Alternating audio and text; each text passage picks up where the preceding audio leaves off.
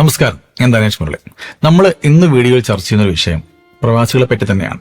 നിങ്ങളൊരു പ്രവാസിയാണെന്നിരിക്കട്ടെ, അങ്ങനെയാണെങ്കിൽ നിങ്ങൾ ഒരു ദിവസം എത്ര പ്രവാസികളെ കാണുന്നുണ്ട്? അതിൽ എങ്ങനെ പോലും ഒരു 50 വയസ്സിന് മുകളിലേക്കുള്ള എത്ര ആളുകൾ നമ്മൾ നിരന്തരം കാണുന്നുണ്ട്? ഈ 50 വയസ്സിന് മുകളിൽ പ്രായമുള്ളവരൊക്കെ ഇന്നും ഈ പ്രവാസ ലോകത്ത് ജോലി ചെയ്യുന്നത് ഈ ചൂടത്തും ബുദ്ധിമുട്ടിയും ഫാമിലിയെ കാണാതെ ഒക്കെ ജോലി ചെയ്യുന്നതിന്റെ ഉദ്ദേശം എന്താ? നമ്മളെന്താ കരുതുന്നത്? ഒരുപക്ഷെ ഇവർക്ക് നാട്ടിൽ പോയിക്കൂടെ എന്നൊക്കെ ചിന്തിക്കുന്ന ആൾക്കാരില്ലേ? പറ്റില്ല. അവർക്ക് നാട്ടിൽ പോകാനുള്ള സാഹചര്യം ഇല്ലാത്തതുകൊണ്ട് തന്നെയാണ് അവർ ഇന്നും ജോലി ചെയ്യുന്നത്. ഞാൻ പണ്ട് എൻ്റെ ചെറുപ്പത്തിലൊക്കെ നാട്ടിലൊക്കെ നിൽക്കുമ്പോൾ പലരെയും പറ്റി പല ആളുകളും പറയുന്നത് കേട്ടിട്ടുണ്ട്, ഇത്ര വർഷമായിട്ട് ഈ മനുഷ്യൻ ഗൾഫിലാ, തിരിച്ചു വന്നൂടെ, ഇവർക്കൊക്കെ ഒന്ന് വന്ന് നാട്ടിൽ സുഖമായി ഫാമിലിയുടെ കൂടെ ജീവിച്ചൂടെ എന്ന് പലരും പറയുന്നത് കേട്ടിട്ടുണ്ട്. അന്ന് എനിക്കും തോന്നിയിട്ടുണ്ട് ഇതേപോലെ, ഇത്രയും പ്രായമായില്ല, ഇവരൊക്കെ ഇത്രയും ക്യാഷൊക്കെ ഉണ്ടാക്കിയില്ല, ഇനി ഇവർക്ക് നാട്ടിൽ വന്ന് നിന്നൂടെ എന്ന് എനിക്കും തോന്നിയിട്ടുണ്ട്. പക്ഷെ ശരിക്കും അതിൻ്റെ വസ്തുത എന്താണ്? അവർക്ക് നാട്ടിൽ വന്ന് നിൽക്കണമെന്ന് ആഗ്രഹമില്ലാഞ്ഞിട്ടാണോ?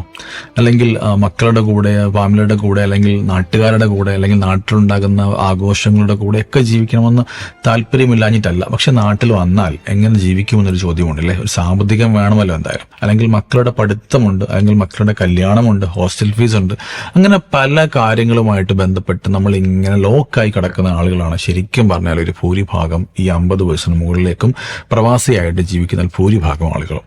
ഇത് വെറുതെ ഒരു സ്റ്റഡിയുടെ പുറത്ത് പറയുന്നതല്ല. നമ്മൾ നിരന്തരം പല ആളുകളുമായിട്ട് കമ്മ്യൂണിക്കേറ്റ് ചെയ്യുമ്പോൾ പല ആളുകളിൽ നിന്നും കിട്ടുന്ന ഫീഡ്ബാക്ക് അത് തന്നെയാണ്. പലരിലേക്ക് പോകുമ്പോൾ നമ്മൾ കാണുന്ന പോലെ അല്ല ആളുകൾ. പലർക്കും വലിയ സങ്കടങ്ങളുണ്ട്, നാട്ടിൽ പോകണമെന്ന് ആഗ്രഹമുണ്ട്. 50 വയസ്സ് കഴിഞ്ഞ പല ആളുകൾക്കും ആരോഗ്യത്തിന് ബുദ്ധിമുട്ടുണ്ട്, പക്ഷേ നാട്ടിൽ പോകാൻ സാഹചര്യമില്ല എന്നുള്ളതാണ് സത്യം.